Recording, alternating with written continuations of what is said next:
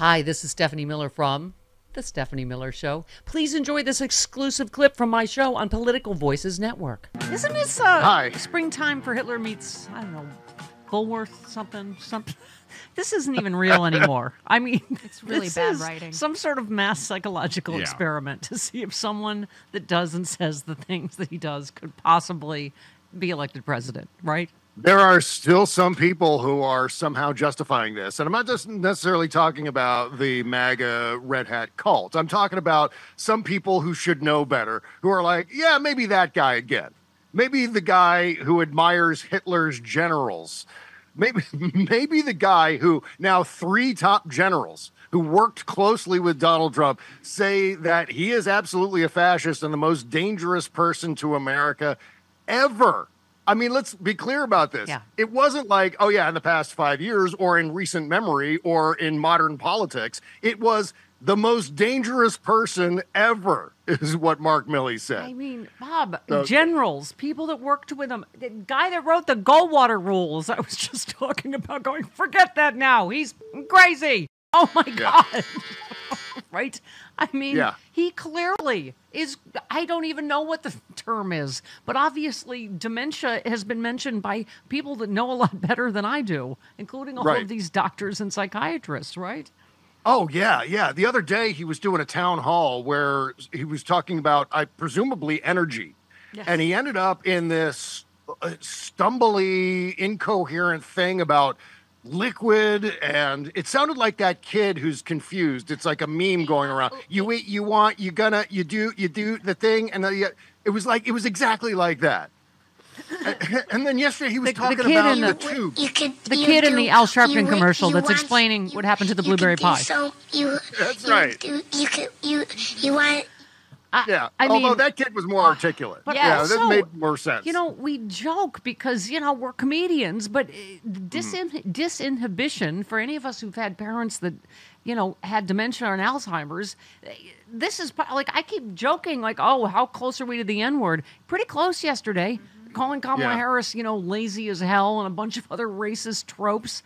I mean, the news coming out that he said, it doesn't cost $60,000 to bury a Mexican.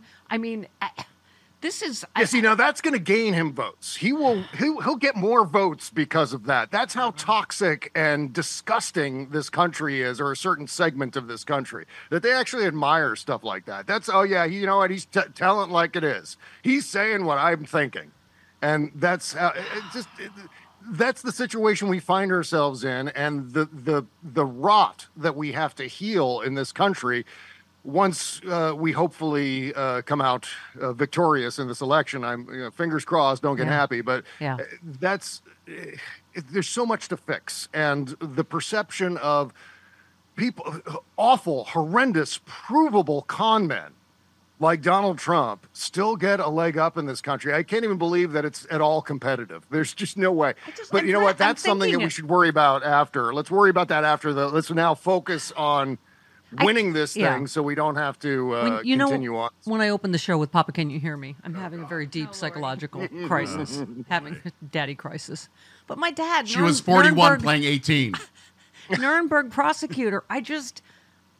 I can't even imagine what he would think, or what Goldwater of a presidential candidate praising Hitler repeatedly. Right. I don't even, okay. Yeah, well, it's just, and I love John Kelly's advice. Make sure you don't say that out loud. Yeah. You just don't say that in public. Yeah. Just whatever you do.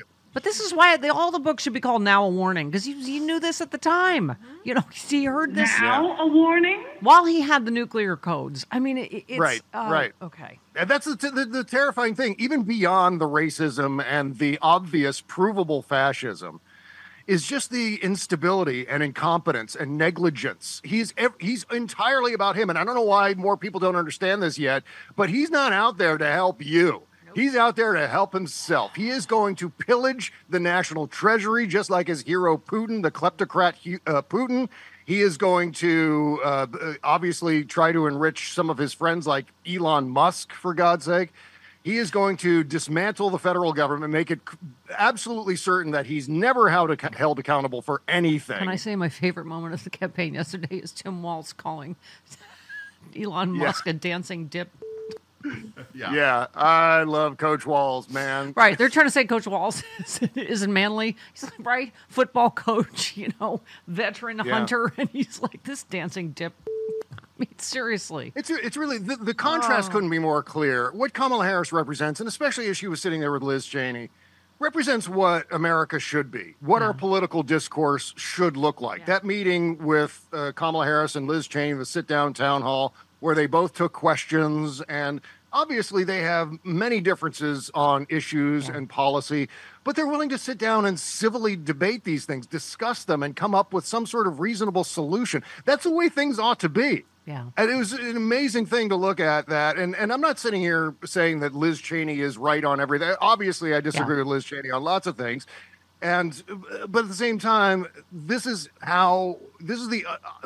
it's like idealism, but it's within grasp. You know what I mean? Yeah. It's like something that this is achievable. And it's like you just have to jettison this disgusting mob of suckers and weirdos and marginalize them. Obviously, they'll always be part of the conversation to a certain extent, but their influence has got to be diminished somehow. And the only way we do that is to continuously destroy them in elections, to outvote them, to make the best possible arguments against them. It's just a full court press on every platform, whether it's social media, whether it's the polling places. Do something. I've never phone banked. I have friends canvassing. They've never canvassed before. I took Michelle Obama seriously. Like this, you can't just blah, blah, blah on the radio this time or whatever it is you're doing. You got to do something else. By the way, and you, as you always say, how much are we going to memory hole? Chris, who said, remember when Donald Trump shut down the country under COVID and then Biden-Harris opened it back up again and the supply chains? Good times. Who said that? Underdog. No, that was you. That was you. Oh. That was you on Threads. That was you. Wow. I know you. Sometimes I'm smart. I'm smart. But you talk about this all the time, Bob. T-Pain said, President Obama lays it out in the simplest terms. Trump's COVID policies and incompetence cost Americans 600,000 precious lives. That single sobering fact should motivate any sensible and conscientious voter to vote for Kamala Harris. Do we have 18? I'm glad he's out saying it, what you've been talking about. My last year in office, we put together a playbook for how to deal with the eventuality of a pandemic. Because scientists had been saying with globalization and travel, etc., rising populations, that at some point there was going to be a pandemic. And so I said to my team, I said, we got to have a plan, just like you do for hurricanes or tornadoes or natural disasters. So we put together this whole playbook. And we practiced the playbook. We get all the agencies. This is how we're going to respond. This is how to make sure that the public health systems in all the states are working. Here's how we're going to think about the schools.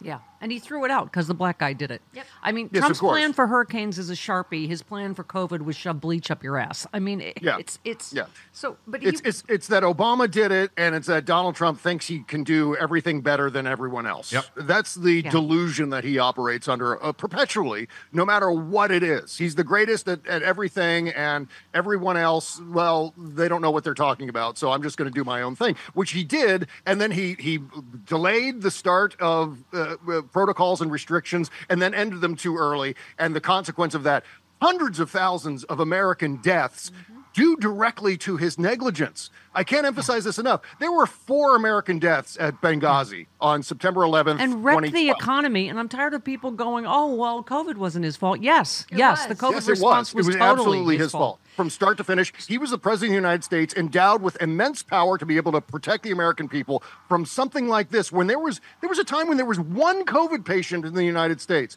that person could have been isolated. Everything could have been blocked as far as entry into the country. Instead, he blocked it in a more racist way, targeting China. Slow down the testing. Leave the people on the boat. I don't want my numbers to go up. I mean, I didn't know this statistical fact real quick. But if you look at a country like Canada, their per capita death rate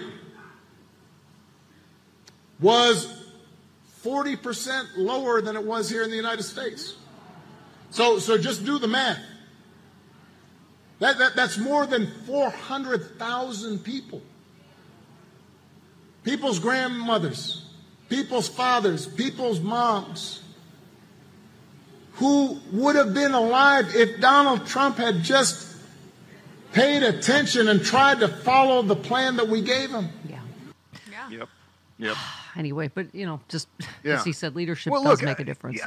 There are some people who legitimately don't like Kamala Harris. I don't know why those people don't like Kamala Harris, but they don't. And they're leaning toward voting for Donald Trump because of that. Here's my argument to those people.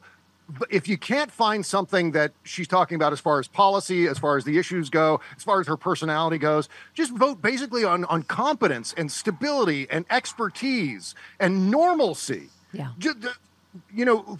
Find yourself attracted to those things and vote for those reasons. Who's the more competent? Who's the more stable personality? Who's a better expert on these things? Yeah. And decide based on that. Because once you you figure those things out, the choice is obvious. Obviously, the Democrats and Kamala. America can psychologically handle 4 more years of Donald Trump. I can't.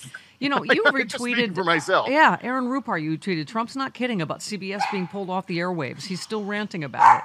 And you also made a great point. You said his obvious game is to get Clyde, I'm talking to a very important man. Okay, you said his obvious game is to get everyone talking about this in McDonald's, so no one's talking about how he's a doddering, slobbering, short-circuited, prone fascist crook who robbed women of rights and tried to overthrow an election. You're absolutely right. That's another media thing. Look over here at this stupid McDonald's stunt, right?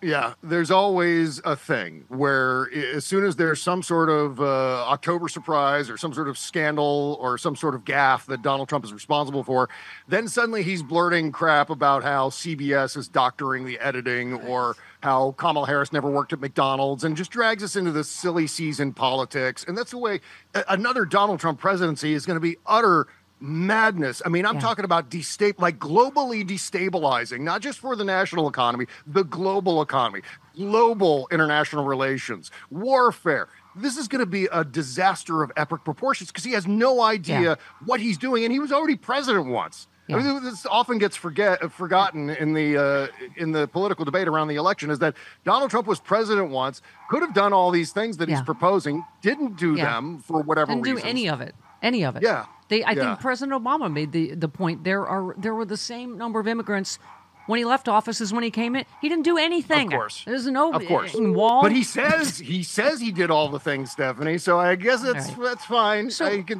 whatever. Speaking of McDonald's, I keep talking about this week. That I think it was her sister that told the story that when she worked at McDonald's, she said, how can I help you? And she's been doing that all her life. And I made this analogy as a cyclist and as someone who has pulled your yam sack out of the brambles on a Maryland bike path. That's true, yes. I was telling the story that I did a climb up Mandeville Canyon with my bike club, and I was waiting at a certain point for the rest of my club. And I was saying it must have been 30 cyclists went by. Bob, and you know this. Every single person said, "Are you okay? Do you need any help?" And I hope that's the America we are largely on November 5th, like the cycling community. I just was saying, when you fall out of the Peloton, someone gives you a hand in the back, pushes you back in. Bonking. Chris didn't know what bonking was. They want to know, do you have a flat? Do you have another mechanical? Do you need an energy bar? Bonking means you've run out of energy. It sounds like something sexy. It's not. Are you bonking? Bonking is not sexy, is it, Bob? Bonking. No, it is not. Bonking is miserable and awful. And you're hangry. It means you're hangry. Yeah. Hey all, Glenn Kirshner here. I hope you'll join me on my new audio podcast, Justice Matters. I'll be using my 30 years as a federal prosecutor and Army JAG to unpack, break down, and explain the legal issues of the day, particularly where the legal intersects with the political. Please look for Justice Matters with Glenn Kirshner wherever you generally get your podcasts.